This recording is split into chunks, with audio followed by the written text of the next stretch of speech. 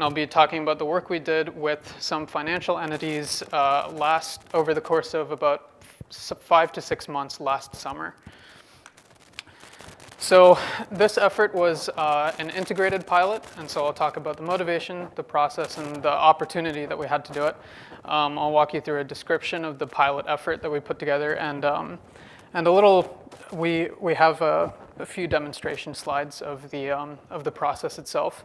I have some initial insights followed by some retrospective, some results now that we're actually done with the pilot effort, and I'll have a look at the future ecosystem that we'd like to see in certain cyber defense aspects in the community.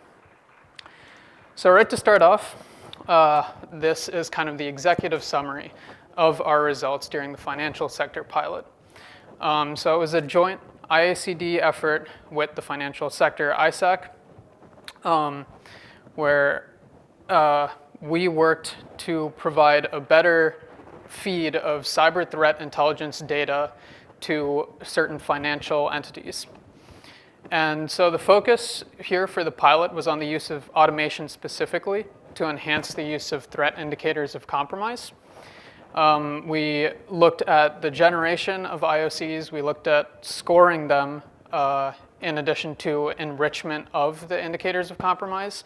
And then we looked at how financial sectors and financial entities could actually receive and intake and deal with these IoCs in a nice automated, robust way.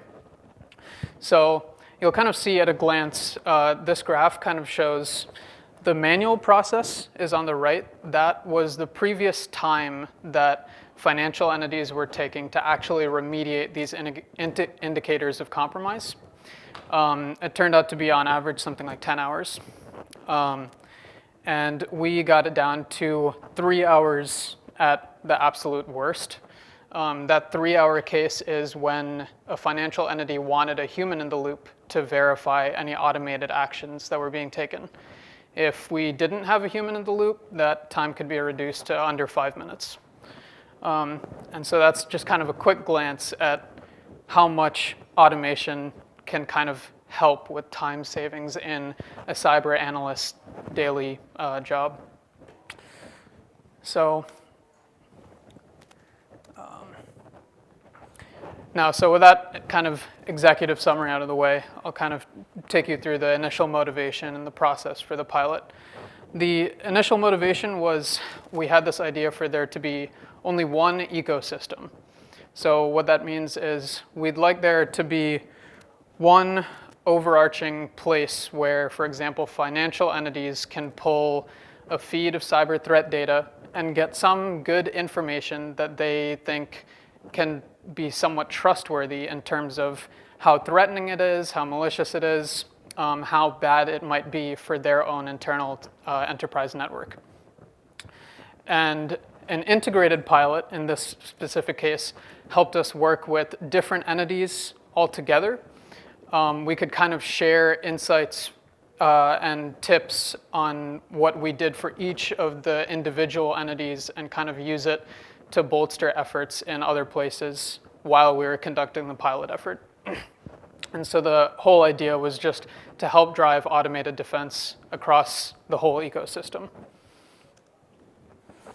So when we look at information sharing, this kind of sharing of some kind of cyber threat data, we want it to be important because we would like valuable information that really gives a perspective on what you should do in your corporate network when you're subscribing to this feed of data.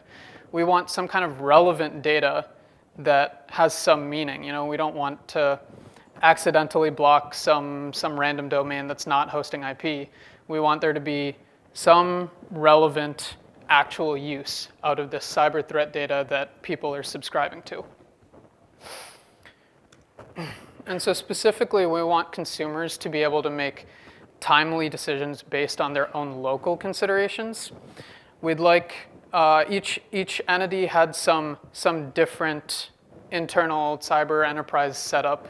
They had some different network. They were using different tools to input this information. They were using different firewalls, for example. And we wanted them to be able to make their own decisions based on whatever data it was that we input. And that's kind of a big point that IACD makes, is you can bring your own enterprise. So we'll work with whatever kind of tool set you already have existing in your own cyber enterprise. And so hopefully you don't ever have to switch tools because we don't have experience with something. We'll work with whatever you got. Now, as far as the opportunity goes, we were looking at enrichment to help with this automation. And what that means specifically is we were bringing in some form of cyber threat data, right? And without some external knowledge, we thought that there might not be a good idea that the analyst had just by looking at it. Oh, is that bad? Is that not bad? They might see some IP that somebody else had flagged as being malicious in some way. But without enrichment, we had no real way for an analyst at a very specific company to corroborate that, oh, that IP actually is malicious, or, oh, this file actually is malicious. So we were looking at using third-party external enrichment to enrich this initial feed of data that we were getting in. And then hopefully, alongside this enrichment, cyber analysts at a specific financial entity would be able to understand how it would affect their enterprise specifically and what rules they should take to update maybe their firewall rules, update their blacklists, whatever. And so this integrated pilot kind of helped us to understand how enrichment could work in kind of the bigger scope and pull together information that is in very disparate places out there on the net. Specifically, we were trying to answer this question: what action should I take? If cyber analysts ask that, they want information that you give back. They want their answers to be relevant to them. They want to know what they should do in their specific network. They want it to be actionable. If we send them an indicator like a malicious domain, they want to know, should I update my firewall and block that domain? And they want it to be targeted. So we should be able to tell them, yeah, you should update specifically your firewall. You should update maybe your Active Directory rules, whatever. We want it to be targeted, actionable, and relevant. And so this is kind of a layout. This is an overview of how the integrated pilot itself looked.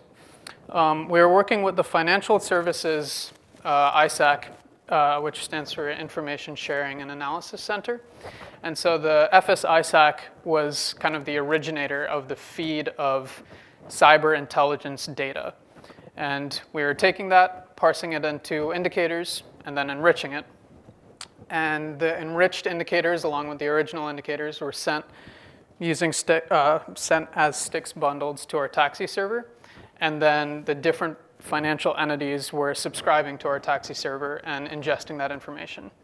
And so during the pilot, we referred to the entities as ostrich, emu, and cassowary, the flightless birds. And at this point, I'm at the liberty to say that ostrich, emu, and cassowary are Huntington Bank, Regions Bank, and MasterCard. Those were the 3 banks we were working with for the duration of the pilot. And 2 of those organizations are still using the automated efforts that we put in place inside their networks at this point, a year later. The pilot specifically kind of focused on this FS-ISAC 2 taxi servers that we were working on. We worked on the parsing of information and the bundling it up and the pushing it to a server, well, publishing it to a server that other people could subscribe to. And so that was kind of the sort of high-level description. But then I'll also take you through a few of the specifics of the actual efforts that we went through to make this whole thing work together. One important question we had kind of initially was, can centralizing this enrichment really benefit other people? If one producer gets the information and enriches it with some different enrichment tools, for example, VirusTotal or Domain Tools. I think Domain Tools is here today, actually. if we enrich it with these third-party external enrichment tools at one place, could that help everybody else instead of everybody needing to have their own API keys for their own enrichment services and trying to do it themselves, possibly in an inconsistent way? And then we also looked at how this kind of abstract initially enrichment could help with a malicious score that we'd assign to an indicator. We wanted to figure out whether there was some nice way of communicating, some easy way of communicating to a cyber analyst, oh, this thing is definitely bad. We're sure because it's on this many different enrichment sources. This thing is probably not that bad, and we're sure because it doesn't show up anywhere. How can we come up with that kind of score? So these are the specific technologies that we used during the pilot effort. The top row are the technologies that we use to set up mirrors of the different banks' enterprise networks on our own test bed internal network. Specifically, we're looking at Active Directory, email services, and database services as possible hosts of different cyber threat indicators. And then the bottom row is what we used to create the automation of the cyber threat data ingestion. So specifically in this case, we use Demisto, which is an orchestration platform, for those of you not familiar.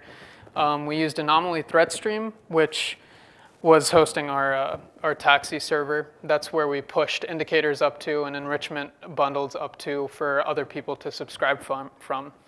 And then we use VirusTotal, Domain Tools, and ThreatMiner as the third-party external enrichment sources. So we're using 3 enrichment sources to try to parse, or to try to enrich this incoming data that we had parsed out from the FS-ISAC, and to try to hopefully make cyber analysts at the 3 different banks have a nice way to look at the data we were sending them. And then this is sort of a description of how exactly our architecture was set up. So in the top left, we had emails being sent that were comprised of the indicators of compromise. We had Demisto set up at the FS-ISAC, and we had that running a custom Python module that we set up just to parse out the information from the emails and send it up to Anomaly Threat Stream. And then in the bottom left, we had the setup of the banks, which ended up being fairly consistent amongst the 3 of them. They were also running mostly Demisto, running our Python module, which was subscribing from Anomaly Threat Stream, ingesting the data that we had sent and enriched, and doing something with it. So these banks, I kind of mentioned local considerations earlier. These banks were all doing something a little bit different with, for example, if they got an email indicator, an IP indicator, whatever, they all kind of had their own internal enterprise rules for dealing with possible malicious indicators of different types. Now, so as far as scoring indicators goes, we developed kind of a process for the pilot that we wanted to follow very specific rules for. So we figured the default score must do no harm. And so that means if we get an indicator of compromise and we're not sure how bad it is, we don't want an enterprise to accidentally take action against it. So if we get in some indicator that maybe represents a newly registered website, and that website just happens to be legitimate, and someone just happened to flag it, we might intake it, and we might hit a bunch of different enrichment sources and find, oh, there are no results for it on different enrichment sources because it's legitimate. So we'd like to assign that kind of thing a default score and send it up to our server. And then when other people ingest it, they won't do anything against it because it's just a default score. We couldn't find anything really bad about it. We figured different scores should result in different actions. So in other words, we don't want our score to be too granular. We want there to be a very small subset of actions that might be enacted based on whatever the score is. So a cyber analyst can look at these different scores and immediately think in his or her head, what would I do if I saw something like that? What would I do for this? And then, of course, we wanted it to be 100% automated.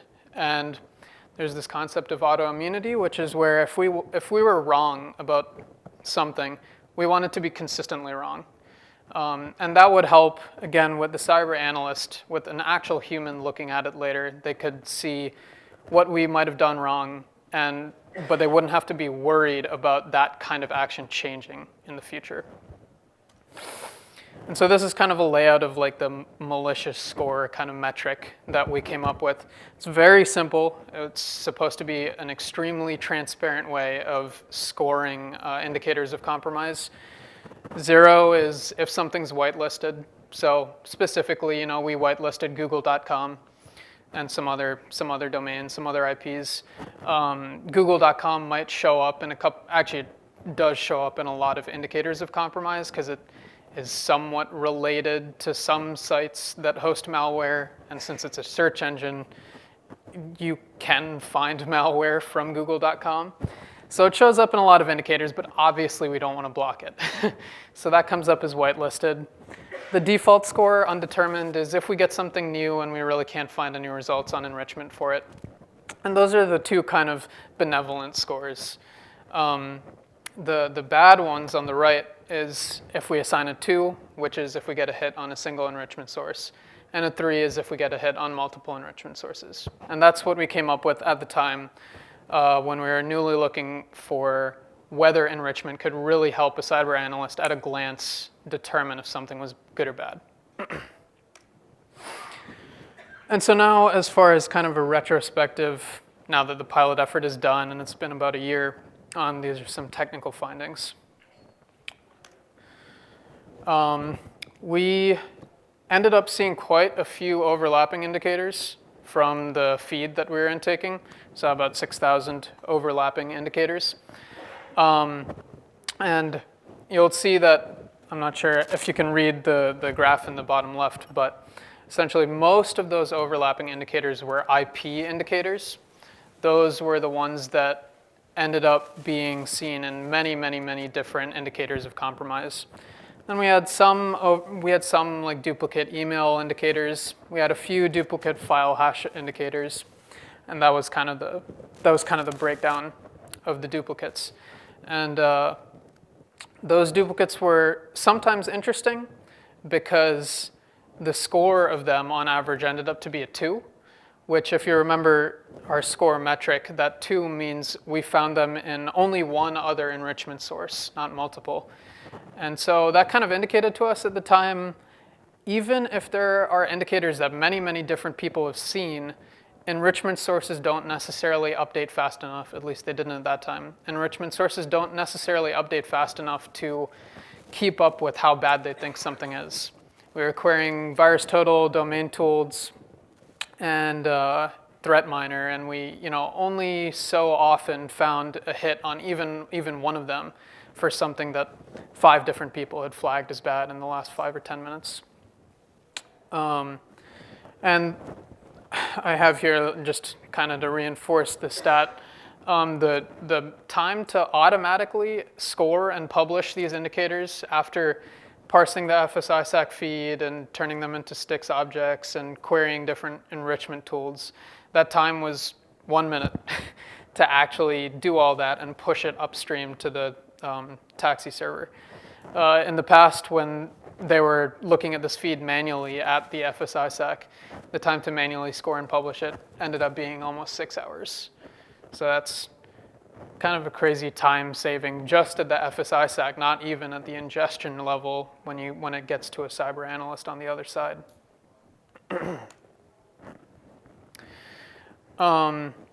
And so here is kind of driving home the point that different organizations want to do different things when they get indicators of compromise. We had one organization who wanted to block any indicator of compromise they got that had a 2 or a 3 score. But then we had a different organization that when they got any indicator at all with a 2 or a 3, they wanted a human in the loop to actually look at it and verify that they should update their firewall or update their blacklist or whatever. And so there was a lot of differences between how the organizations decided to deal with different kinds of indicators, different kinds of scores. And each of the pilot participants had really kind of a varied outlook towards dealing with the indicators that we were pushing upstream. And we also ran mirrors of all of their actions and their corporate rules on our own like internal test bed. And so as far as the kind of final performance for the time for a cyber analyst on the organization side to look at these indicators, the generation of them, like I said, took a minute versus multiple hours. And then the response times were kind of reflected as the same order of magnitude sort of difference.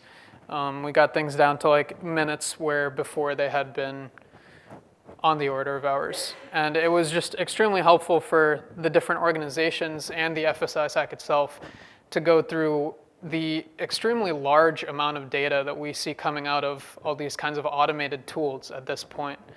There's just been kind of an explosion of especially cyber data that's being generated by your SIM and trying to be ingested by your SOAR, trying to deal with the huge amount of network traffic that any one corporation might get in any one day.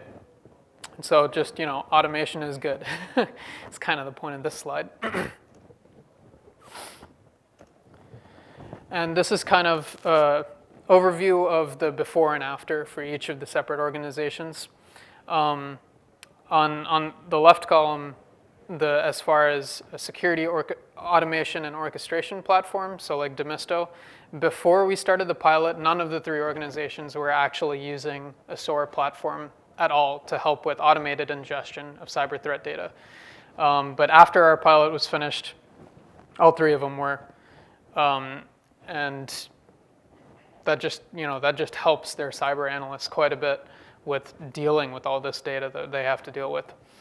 As far as actual automated use of indicators of compromise, one of the organizations was kind of addressing automated use of them beforehand.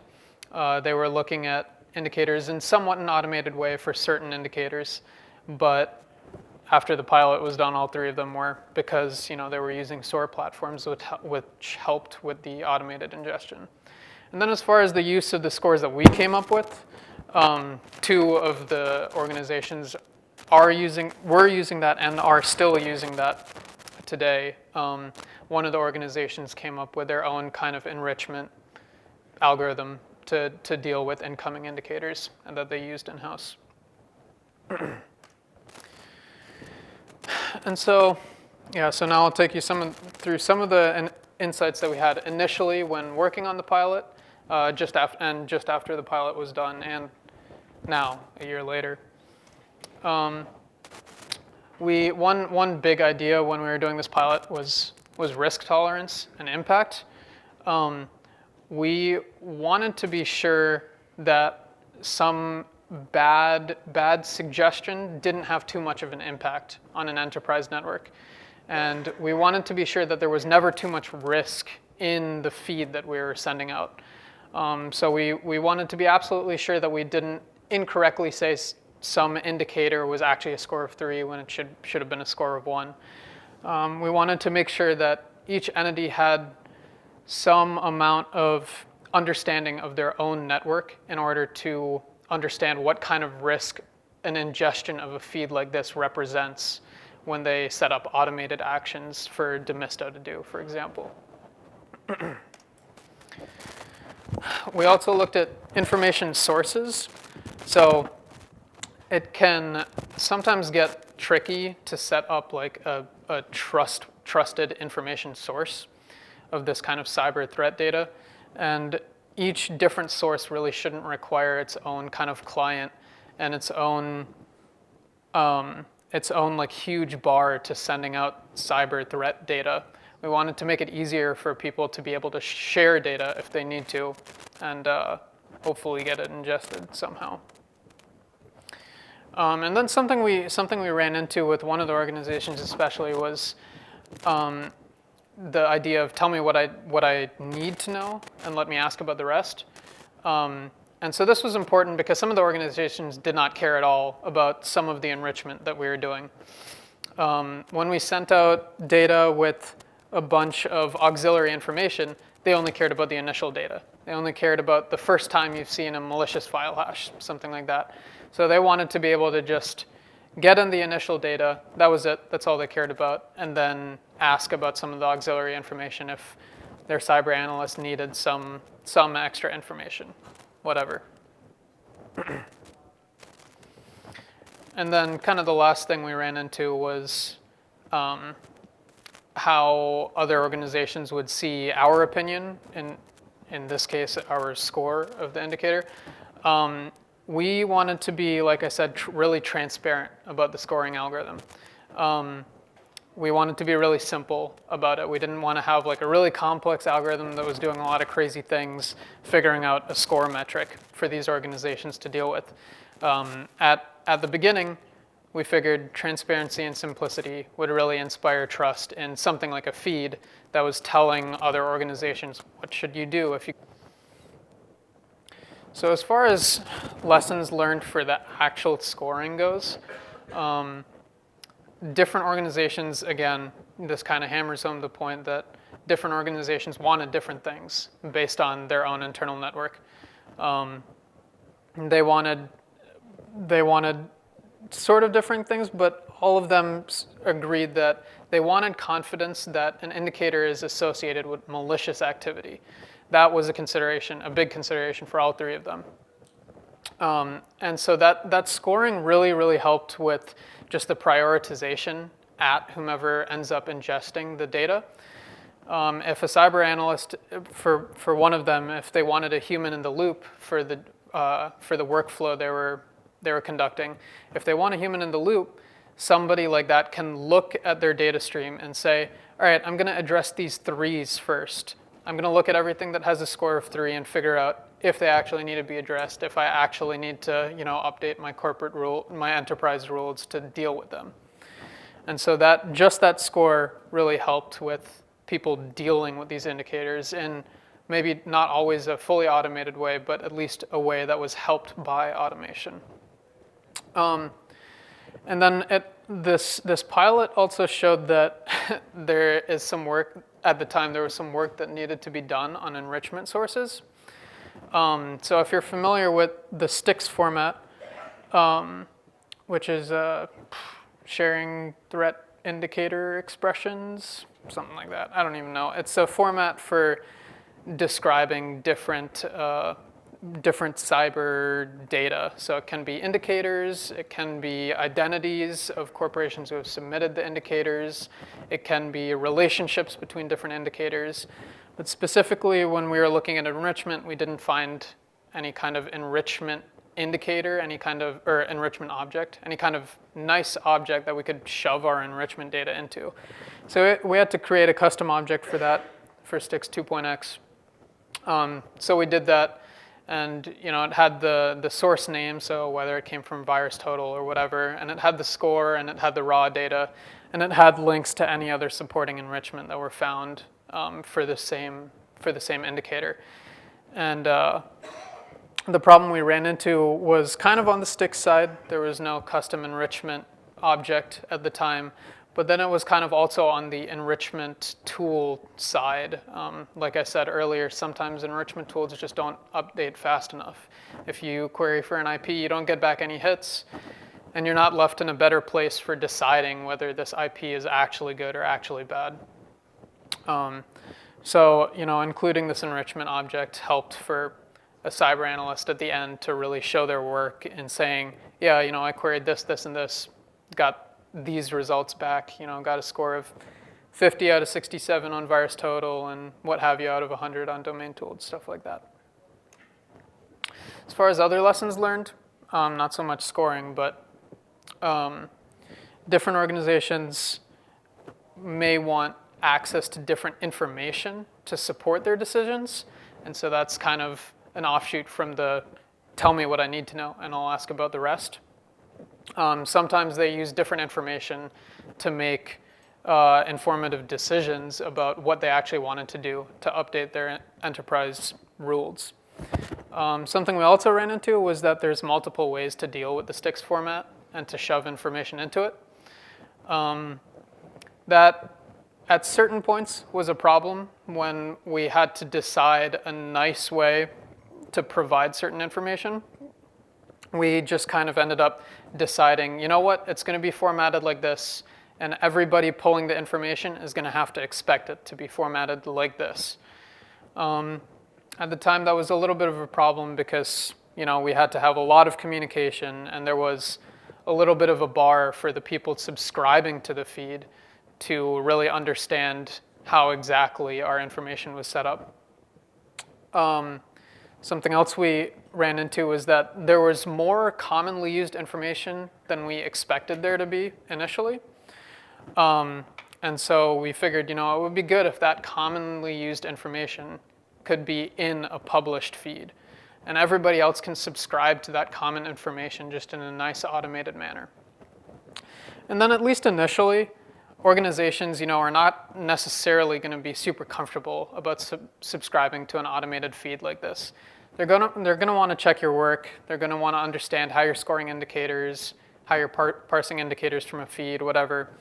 They're going to want to have some amount of trust in what you might be doing to provide them these cyber threat indicators. They don't want to block anything that they shouldn't block, and they want to be sure that they're getting, you know, the most data that they can as far as the fraction of cyber threat indicators being pushed out there. One feature we kind of saw that was important to other organizations was traceability from original email through to the published content, through to the final like end user cyber analyst support. They wanted to be able to see how this parsing worked. They wanted to be able to audit it. Throughout the pilot, we wanted to intake suggestions from them on how to improve parsing, how to improve certain formats of the enrichment that we ran into. And we also wanted to have a talk with all the pilot organizations on actual analysis of like the value of the feed. How helpful was it for them? How helpful were the scores? How helpful were the different attributes that we pushed to the feed? Whatever. At the time, we had some future considerations that were pretty important to us. We wanted some more advanced autoimmunity, so we wanted a better construction of something like whitelists, a better protection against accidentally blocking something that you don't want to block, for example. And there have been actually a few efforts after the pilot that address that. We wanted to initially look at adjusting the default score based on who submitted an indicator. So we wanted to think about having some kind of mechanism for, oh, this submitter is somewhat trusted, so it's trusted that they're going to be submitting an indicator that actually is malicious. However, there's a trade-off there because making the score metric more complicated makes the algorithm a little bit more opaque. And we wanted it to be transparent initially. We want it to be easily understandable why we score something a 2 or a 3 or a 1 or whatever. We have, even with that, actually, we've done some work recently on looking at submitter IDs and matching them up with some kind of confidence metric that gets worked into the confidence score of indicators. And then again, the final bullet is just a more complex algorithm maybe would help with scoring, would help with informing the end user cyber analyst on what they should do. Better enrichment sources, sources that update faster, that have more information about why an indicator is bad. And extra associated information would really help with making sure you have the right score, making sure an analyst knows what the right thing to do is at the end. One thing we'd really like to do is identify threes, in this case, the really bad ones. We want to be able to identify the really, really bad ones without overscoring other not necessarily bad indicators.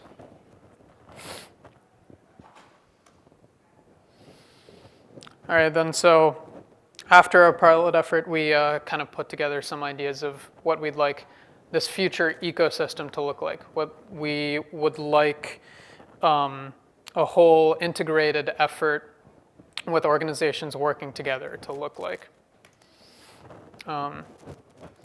We would like some vendor agnostic integration of products and services. So we worked toward this a good amount during the pilot when we had Demisto and a few other SOAR platforms working together. We worked to get towards this a little bit with Stix and Taxi, which are nice standards for the format of cyber threat data and the sending of it.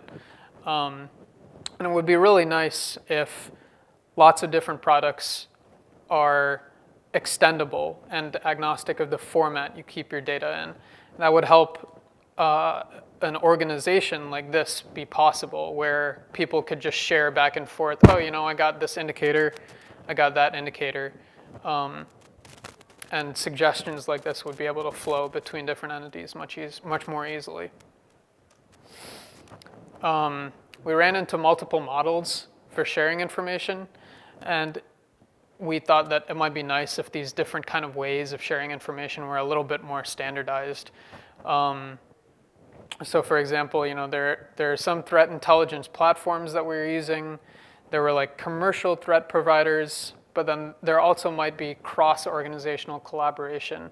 Depending on what the size of your company is, depending on what you're trying to provide, depending on what you think your threat profile is against some kind of advanced persistent threat, you might want different things out of a feed of cyber data that you're subscribing to.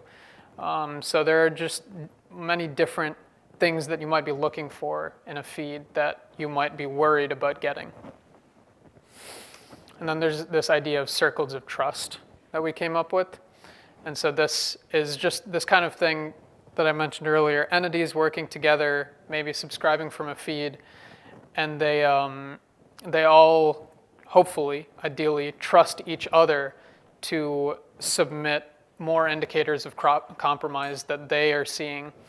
And so this might help, you know, in the long run, if some very large entity sees a ton of cyber indicators, they can easily send those out, publish them to a feed, and other smaller companies can intake those immediately.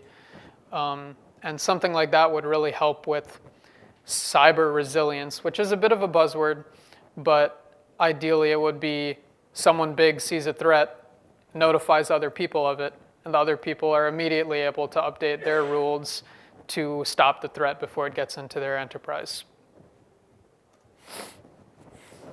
And so this whole concept of information sharing and automation, we think, are really twinned concepts. I mean, information sharing might be great because you have tons of organizations that might all be seeing different malicious files, different phishing email attacks, different whatever, and sharing that information helps everybody get the best, you know, updated information that they need to deal with possible threats. But that's obviously a huge amount of data that has to be passed back and forth between different organizations. And automation, specifically in kind of the cyber defense sector, is going to be really important for both intaking, information sharing, generated indicators, but also outputting them to other people. And so just kind of a wrap-up conclusion. The first bullet, you know, is automation is good, right? Automation can help with a lot of time saving. If you use it incorrectly, it can be in some ways impactful, possibly negatively impactful to your network or to whatever you're applying it to.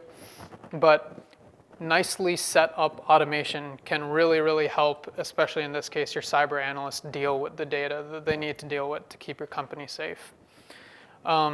This financial sector pilot specifically demonstrated how SOAR platforms combined with information sharing can make data much more actionable and enable really consistent actions from cyber analysts. If a cyber analyst sees something that's a score of 3, and then a week later they see something that's a score of 3, they'll probably address it the same way as they did the week before. Whereas in the past, if they were doing enrichment kind of by themselves, they might end up doing some inconsistent actions that might address something that is actually the same level of threat.